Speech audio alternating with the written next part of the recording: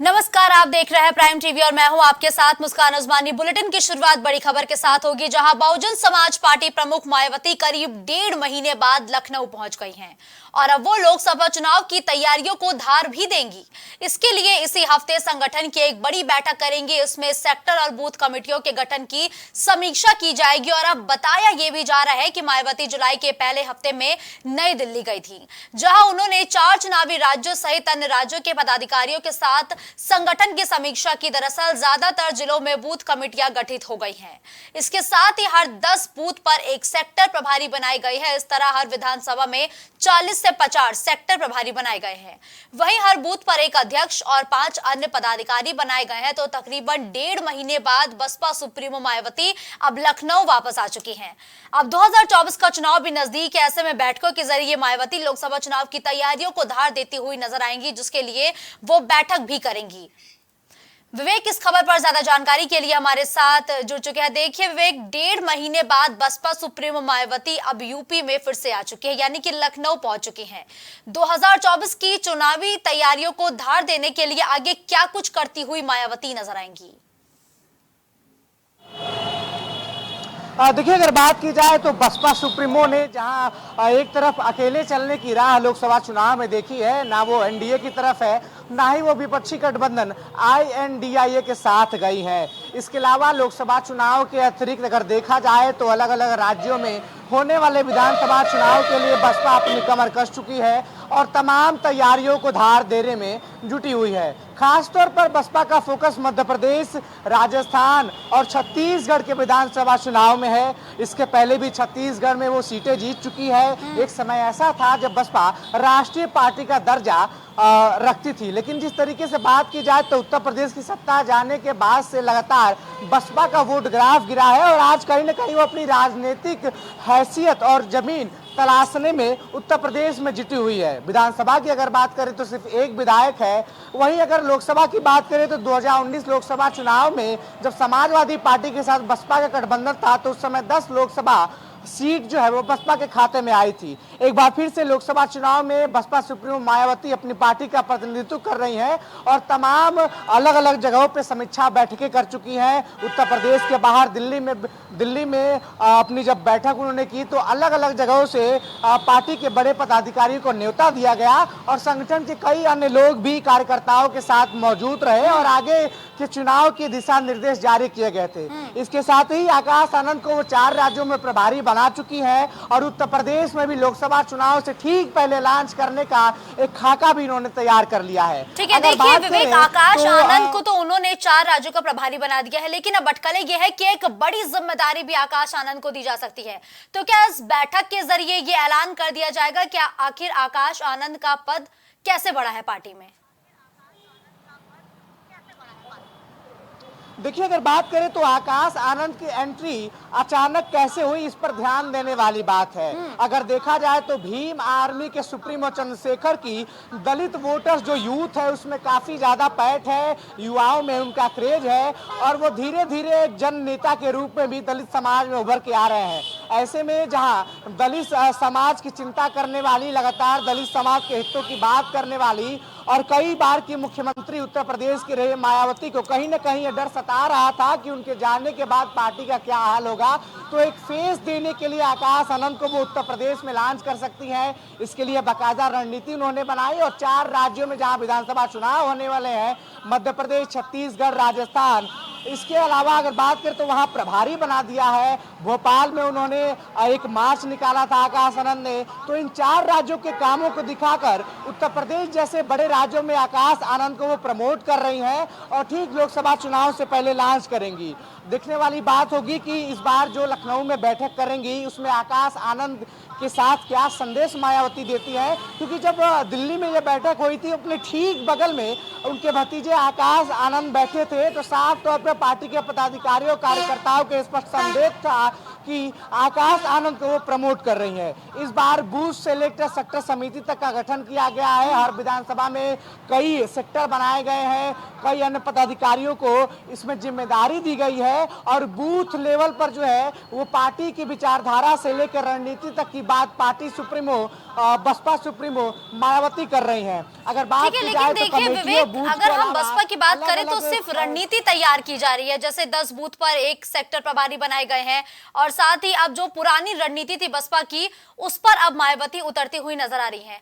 लेकिन उनके जो कार्यकर्ता हैं, पदाधिकारी हैं, वो जमीनी स्तर पर कब नजर आएंगे? अगर बात की जाए जमीनी स्तर की तो विश्वनाथ पाल ने निकाय चुनाव से ही, जो प्रदेश अध्यक्ष है बसपा के, निकाय चुनाव से ही ये जिम्मेदारी संभाल ली है। निकाय चुनाव में गांव चलो अभियान बसपा ने चलाया था और जिस तरीके से देखा जाए कि वोटर्स को अपने जोड़ने की बात कर रहे थे, जो उनके खाटी वोटर्स थे जो पिछले 2-3 चुनाव से उनसे छिटक रहे थे, उनको जो है जोड़ने की बात की जा रही है पार्टी की विचारधारा से।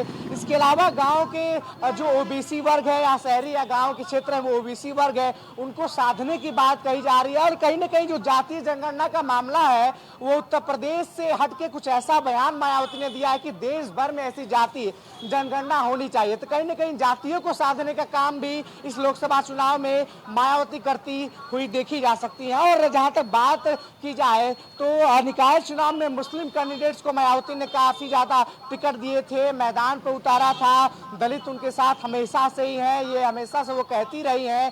तो दलित वोटर्स के साथ साथ मुस्लिम वोटर्स और ओबीसी वर्ग को भी साधने की तैयारी कर रही है। अगर इन सबको जोड़ दिया लेकिन देखिए विवेक, तो मायावती अक्सर कहती है कि वो एकला चलो के रास्ते पर है, यानी कि वो लोकसभा चुनाव अकेले लड़ेंगी। लेकिन रह रहकर उनकी पार्टी से ये आवाज सुनने को मिलती है कि वो गठबंधन भी कर सकती है अगर किसी की सरकार पूर्ण बहुमत के साथ नहीं बन सकती है।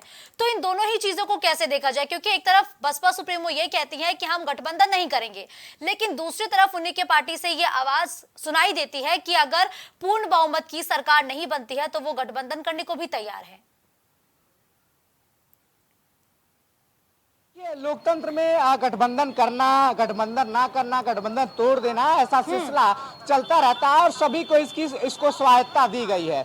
जिस तरीके से 2004 से लेकर 2014 तक यूपीए का जो कार्यकाल था उसमें तमाम रीजनल पार्टियों ने यूपीए को समर्थन दिया था।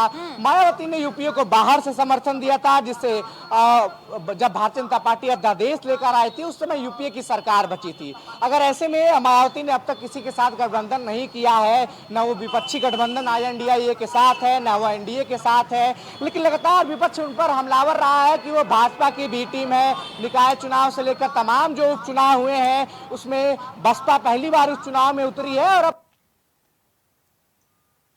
ठीक है, धन्यवाद विवेक हमारे साथ इस खबर पर जुड़ते हुए तमाम जानकारी हमारे दर्शकों तक पहुंचाने के लिए। तो देखिए, लोकसभा चुनाव की तैयारी में बसपा सुप्रीमो मायावती अब जुट चुकी है। इसी कड़ी में वो बूथ लेवल पर तैयारियों की समीक्षा करते हुए भी नजर आएंगी, क्योंकि तकरीबन 1.5 महीने बाद मायावती अब लखनऊ पहुंच चुकी हैं।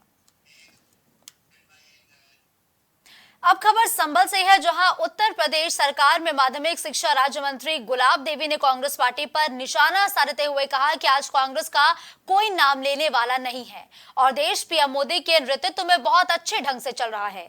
दरअसल शिक्षा मंत्री गुलाब देवी संभल में बीजेपी के जिला कार्यालय पर पार्टी के कार्यक्रम में पहुंची, जहां उन्होंने कांग्रेस पार्टी को जमकर खरी खोटी सुनाते हुए कहा कि आज कांग्रेस पार्टी का कोई नाम तक नहीं लेता है। कांग्रेस की स्थिति बेहद खराब है और उन्होंने विभाजन के लिए नेहरू को भी जिम्मेदार ठहराया है। तो देखिए, गुलाब देवी का एक बार फिर ये बयान सामने आया, जहां उन्होंने विभाजन के लिए सीधे तौर पर कांग्रेस पार्टी को जिम्मेदार ठहराया। साथ ही कहा कि अब देश में कांग्रेस का नाम कोई सुनना भी नहीं चाहता है।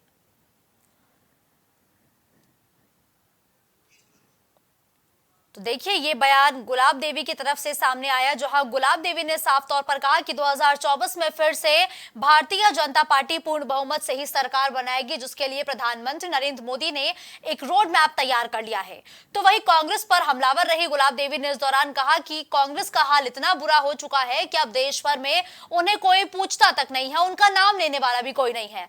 तो कहीं ना कहीं गुलाब देवी ने महज कांग्रेस पर ही नहीं, पूरे विपक्षी दलों के गठबंधन यानी कि INDIA पर एक बड़ा सवाल खड़ा किया है कि जो ये गठबंधन है इसको भी कोई नहीं पूछता और ये गठबंधन पूरी तरीके से विफल होगा, क्योंकि 2024 में मोदी सरकार पूर्ण बहुमत के साथ एक बार फिर से केंद्र की सत्ता पर विराजमान होंगे। तो एक कार्यक्रम के दौरान ये बयान दिया गया है गुलाब देवी द्वारा, जहां उन्होंने विभाजन के लिए सीधे तौर पर नेहरू को जिम्मेदार ठहराते हुए कांग्रेस को खूब खरी खोटी सुनाई है। और शिक्षा मंत्री गुलाब देवी ने इस दौरान कहा कि आज तक कांग्रेस ने सिर्फ देश को तोड़ने का काम किया है, जो विभाजन हुआ उसके लिए भी नेहरू और पूरी कांग्रेस पार्टी जिम्मेदार है।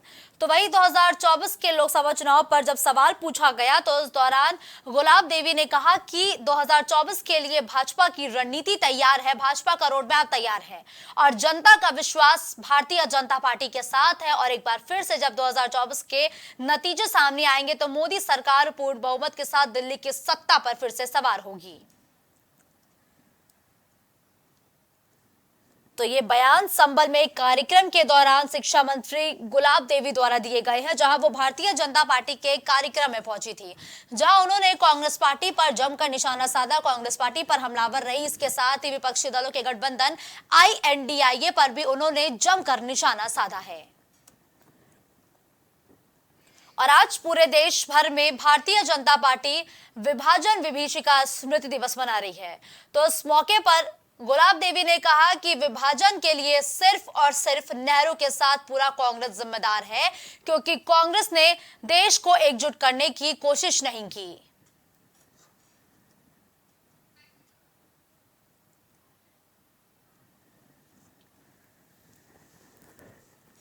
तो शिक्षा मंत्री गुलाब देवी ने कहा कि कांग्रेस का नाम लेने वाला कोई नहीं है, कांग्रेस को पूछने वाला कोई नहीं है और 2024 में फिर से भारतीय जनता पार्टी का ही कमल खिलेगा, यानी कि एक बार फिर से पूरे देश भर में कमल खिलता हुआ नजर आएगा। ये बयान गुलाब देवी ने एक कार्यक्रम के दौरान दिए हैं।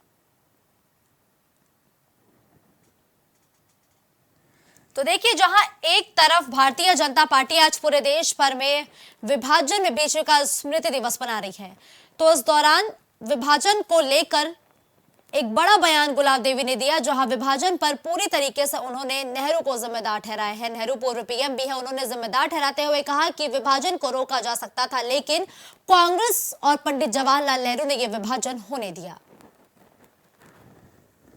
और इसके साथ ही 2024 पर जब उनसे सवाल किया गया तो उनका साफ तौर पर जवाब एक ही था कि भारतीय जनता पार्टी तैयार है और 2024 में फिर से दिल्ली की सत्ता प्रधानमंत्री नरेंद्र मोदी के साथ ही पूरे NDA के हाथ में आएगी।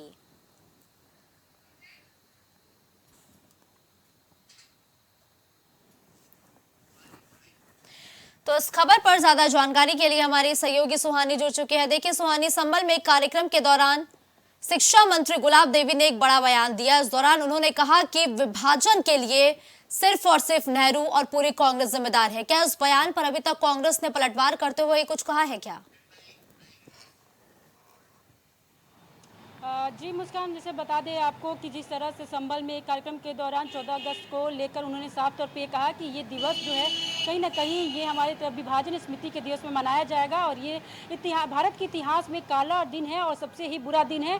और इस दिन समाज में जो है नफरत और हिंसा व्याप्त हो गई थी और कहीं ना कहीं इस पर अभी कांग्रेस पार्टी से कोई पलटवार दिखाई नहीं दिया है। लेकिन हाँ, अभी जिस तरह से ये बयान गुलाब देवी ने कांग्रेस पे साधते हुए कहा है कि विभाजन का पूरा जिम्मेदार जो है वो जवाहरलाल नेहरू और कांग्रेस पार्टी हमेशा से जो भारत को बांटने का और नफरत फैलाने का ही काम की है। लेकिन जिस तरह से बीजेपी जब से भारत में अपना सरकार लेके आई है, कहीं ना कहीं हम एक दूसरे से जुड़ रहे हैं और लोगों का जो दर्द है वो आज भी दिखता है बंटवारे का, लेकिन हम लोग उससे जो है बढ़ा रहे हैं और कहीं ना कहीं जो लोग अब दर्द को भूलते जा रहे हैं और हंसी खुशी से जो है देश में जी रहे हैं। तो कहीं ना कहीं जो गुलाब देवी का बड़ा बयान है, ये पूरी तरह से बयान जो वायरल हो रहा है, साफ तौर पर ये भी कहा जा रहा है कि जिस तरह से उन्होंने कहा है कि बंटवारे की वजह से लोग जो है बहुत लोग आज भी उस दर्द को भूल नहीं पा रहे हैं और कहीं ना कहीं कांग्रेस पार्टी पूरी तरह से जिम्मेदार। कांग्रेस पार्टी अभी इस बयान पर कोई भी अपना जो बयान अभी तक नहीं दी है, लेकिन साफ तौर पे देखा जा सकता है कि जिस तरह से संसद में भी राहुल गांधी बयानबाजी की और दूसरी तरफ से नरेंद्र मोदी ने भी बयानबाजी की, तो इस तरह से वार पलटवार अभी भी जारी है। लेकिन जिस तरह से गुलाब देवी ने बयान दिया, कहीं ना कहीं बयान बड़ा भारत जोड़ो यात्रा की थी, उस पर अब तमाम विपक्षी दल हमलावर है, यानी कि NDA पूरा हमलावर है।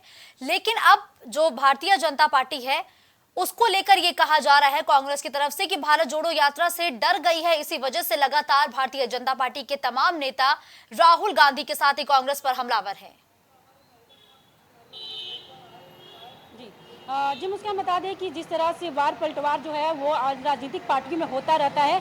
और बात करें भारत जोड़ो यात्रा की, जिस तरह से राहुल गांधी भारत जोड़ो यात्रा की लोगों से जाकर मिले, जिस तरह से ज़मीनी जाके लोगों से मुलाकात कर रहे थे, खेती में जा रहे थे, कहीं ना कहीं ड्राइवर बनकर लोगों की सहायता कर रहे थे, तो जिस तरह से वो लोगों से जुड़ रहे थे, कनेक्टेड हो रहे थे, उन्होंने साफ तौर पर ये कहा कि हम जो है नफरत की जो दुकान है उसे प्यार के से दबाना चाह रहे हैं। तो इस तरह से राहुल गांधी भी जो है बीजेपी पर बयानबाजी कर रहे थे, वार पलटवार कर रहे थे। लेकिन जिस तरह से अब बीजेपी जो है कह रही है कि राहुल गांधी जो है भारत जोड़ो यात्रा की वजह से अब देश में आना चाहते, क्योंकि कोई अस्तित्व नहीं बचा था। वही गुलाब देवी भी उन्होंने कहा कि ये सिर्फ बयानबाजी बीजेपी पे इसलिए करते हैं क्योंकि थोड़ा सा भारत जान पाए या हमारा देश जान पाए कि कांग्रेस पार्टी अभी भी है। तो ये सिर्फ इसीलिए स्वानी, क्या माना जाए कि ये भारतीय जनता पार्टी के नेताओं का डर है या ये बौखलाहट है कि वो लगातार चाहे कार्यक्रम कोई भी हो वो कांग्रेस पर हमलावर नजर आते हैं? जी मुस्कान, देखिए बौखलाहट की बात करें तो दोनों पार्टियों में है। कहीं ना कहीं अगर बीजेपी भी कोई अच्छा काम करती है तो उस पर तमाम जो कांग्रेस पार्टी के जो बयानबाजी करते हैं, और अगर कांग्रेस भारत जोड़ो यात्रा निकाली तो नरेंद्र मोदी या तमाम ऐसे जो नेता हैं उन पर बयानबाजी करें, तो कहीं ना कहीं ये जो नेताओं में अपना वार पलटवार चलता रहता है। लेकिन बौखलाहट की बात नहीं, लेकिन जिस तरह से 2024 चुनाव आ रहा है उसको देखते हुए कहीं ना कहीं जो सभी पार्टियों में अपनी अलग अलग रणनीतियों से उतर रही है, वो भारत जोड़ो यात्रा कर रही है, तो कहीं ना कहीं जो बीजेपी है वो अपने 9 साल के कार्य को लेकर उतर रही है। तो इस तरह से जो अपना अपना अभियान है सब 2024 के लिए उतर रहे हैं और काम भी कर रहे हैं। तो वार पलटवार तो जारी रहेगा, आगे भी जारी रहेगा, और इसे बौखलाहट या घबराहट नहीं कहेंगे। ये अब नेताओं का आपसी ये है, और वार पलटवार करते हुए जो नेता है वो एक दूसरे से फिर आपस में हो भी जाते हैं। लेकिन जिस तरह से चुनाव आता है वो जिस तरह से एक दूसरे पर वार पलटवार देखा जाता है वो कहीं ना कहीं एक अलग तरीके से होता है। लेकिन इस बार से जो आपने जो अस्तित्व पे या यूँ कहें कि बीजेपी और जो कांग्रेस है जिस तरह से लड़ाई दिख रही है, कहीं ना कहीं 2024 चुनाव के लिए बहुत कठिन भी हो सकता है। क्योंकि जिस तरह से भारत जोड़ो यात्रा राहुल गांधी किए हैं, लोगों के दिल में कहीं ना कहीं ये छवि अपना बनाने में सफल भी हो पाए हैं। क्योंकि साफ तौर पर लोगों का ये कहना है कि राहुल गांधी अब जमीनी जो है वो उतर रहे हैं, लोगों से कनेक्टेड हो रहे हैं। तो कहीं ना कहीं बीजेपी है थोड़ा बहुत इससे तो बौखलाई है, क्योंकि उनका साफ तौर पर कहना है कि जिस तरह से राहुल गांधी को लोग पप्पू के नाम से बोलते थे या उनका कोई अस्तित्व नहीं था देश में, नहीं कहीं ना कहीं भारत जोड़ो यात्रा से वो भर के आए हैं और कांग्रेस पार्टी को एक नई दिशा भी मिली है। तो साफ बिल्कुल ठीक है, धन्यवाद सोहानी हमारे साथ इस खबर पर जुड़ने के लिए।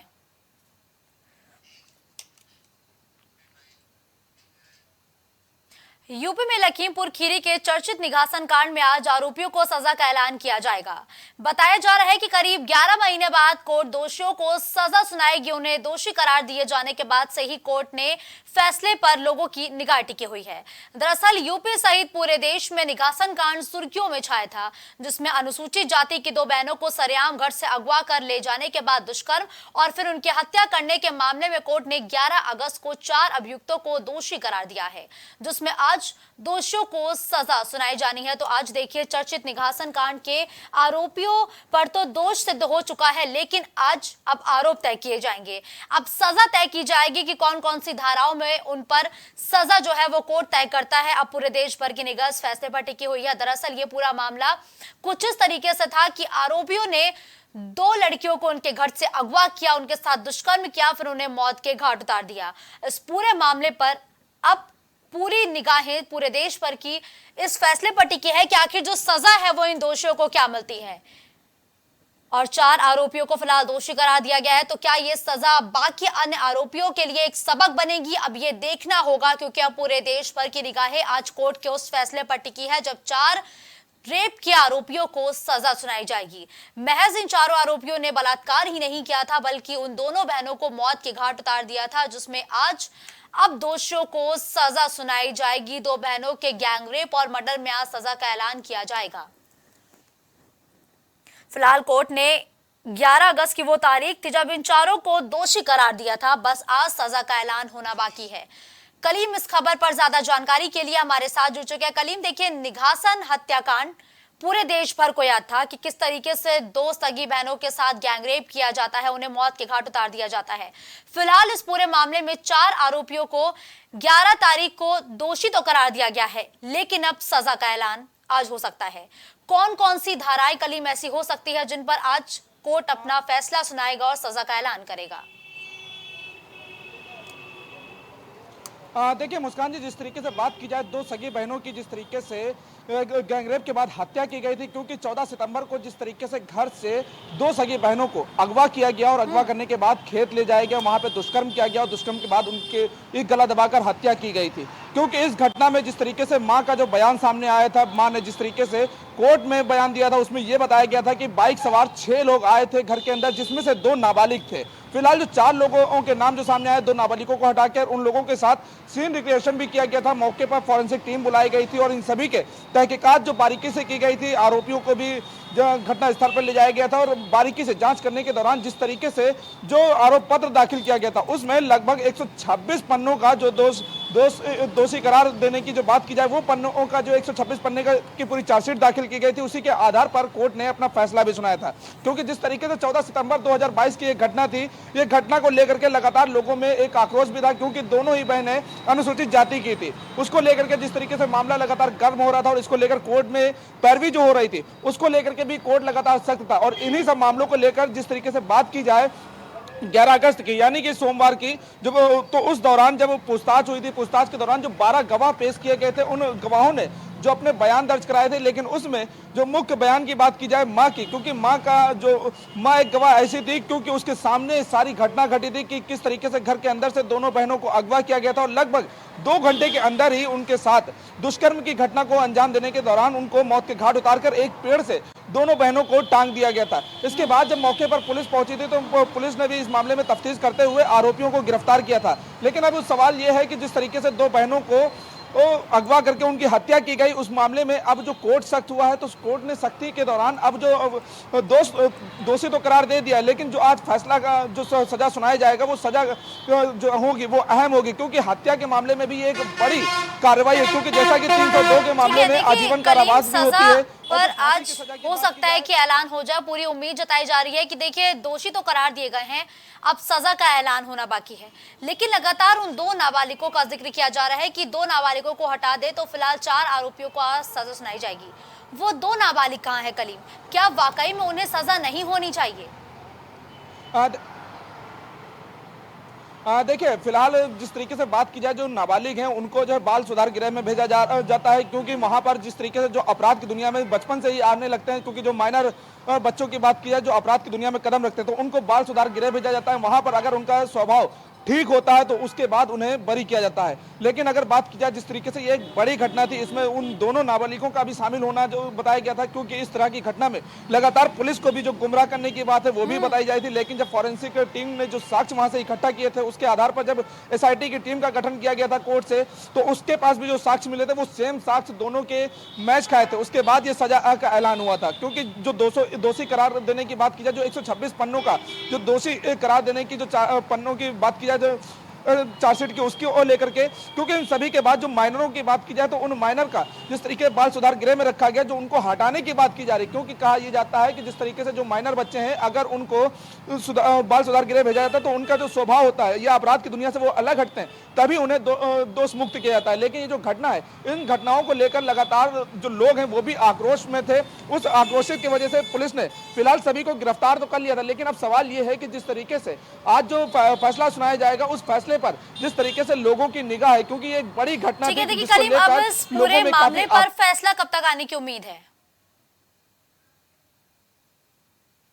फिलहाल तो देखिए जिस तरीके से मुस्कान जी बात की जाए, आज इस मामले में फैसला जो सुनाया जाना है, लेकिन अब ये जो फैसले की बात की जाए, क्योंकि लगभग 5 बजे तक इस मामले में जो सुनवाई के बाद जो फैसला सुनाया जाता है, तो कहीं ना कहीं कयास ये जरूर लगाए जा रहे हैं कि 5 बजे तक लगभग इन जो आरोपी है उनको सजा का ऐलान कर दिया जाएगा कि आखिर सजा इनको क्या होगी, क्या आजीवन कारावास दी जाएगी या फिर जो बात की जाए जो अलग धाराएं होती हैं उनके तहत जो कार्रवाई होगी, क्योंकि गैंगरेप, अपहरण और कई धाराएं इनमें लगी हुई है, क्योंकि गैंगरेप के साथ हत्या भी लगी हुई है, इसके साथ अपहरण की भी जो धारा लगी है। अब इन सभी मामलों को लेकर के देखना ये होगा कि आखिर जो सजा का ऐलान होता है वो सजा में क्या कुछ सुनाया जाता है। ठीक है कलीम, देखिए सजा का तो आज ऐलान हो जाएगा, तकरीबन 5 बजे का वो समय होगा जब निघासन के आरोपियों को सजा सुनाई जाएगी। लेकिन क्या कोर्ट रूम के अंदर ये सभी आरोपी मौजूद होंगे क्या या वीडियो कॉन्फ्रेंसिंग के जरिए इनकी पेशी होगी?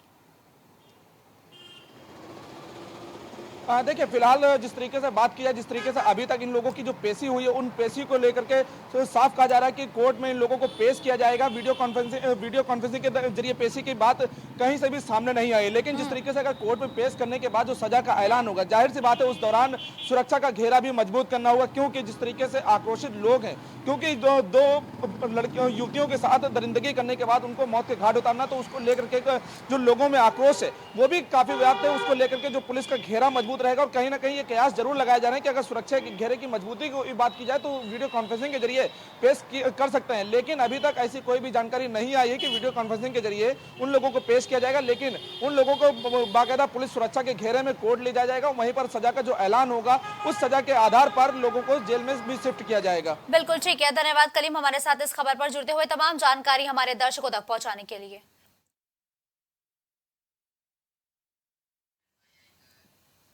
स्वतंत्रता दिवस पर यूपी पुलिस ने चप्पे चप्पे पर सुरक्षा के इंतजाम मजबूत कर दिए हैं। पूरे प्रदेश में पुलिस अलर्ट मोड पर है। संदिग्ध स्थानों पर हर बाजार, गाड़ियों और लोगों को तलाशी लेकर ही भेजा जा रहा है। ऐसा इसलिए क्योंकि पिछले दिनों मुरादाबाद से गिरफ्तार आतंकी अहमद रजा ने स्वतंत्रता दिवस के मौके पर आतंकी हमला करने की तैयारी की थी। ऐसे में उसकी गिरफ्तारी के बावजूद यूपी पुलिस और सुरक्षा एजेंसियां किसी भी प्रकार की सुरक्षा व्यवस्था में कोई कमी नहीं छोड़ना चाहती है। यही वजह है कि पूरे यूपी में चप्पे चप्पे पर पुलिस का कड़ा पहरा देखने को मिल रहा है। तो वही संवेदनशील इलाकों की बात करें तो वहां ड्रोन कैमरों से निगरानी की जा रही है। मॉल्स में सिक्योरिटी टाइट है। पब्लिक प्लेसेस पर पुलिस सक्रिय हो चुकी है। तमाम जगहों पर पुलिस का कड़ा पहरा देखने को मिल रहा है। चौराहों से लेकर गली नुक्कड़ तक पुलिस अब अलर्ट हो चुकी है। कई पुलिस यूनिफॉर्म में नजर आ रही है तो कुछ स्थान ऐसे हैं जहां पुलिस सिविल यूनिफॉर्म में नजर आ रही है और इस दौरान जो खुफिया तंत्र है वो भी सक्रिय हो चुका है। इस बुलेटिन में फिलहाल के लिए बस इतना ही। देश और दुनिया की तमाम ताजा तरीन खबरों के लिए आप देखते रहिए प्राइम टीवी। कुछ भाव पुष्प। आप देख रहे हैं प्राइम टीवी, सच साहस सरोकार।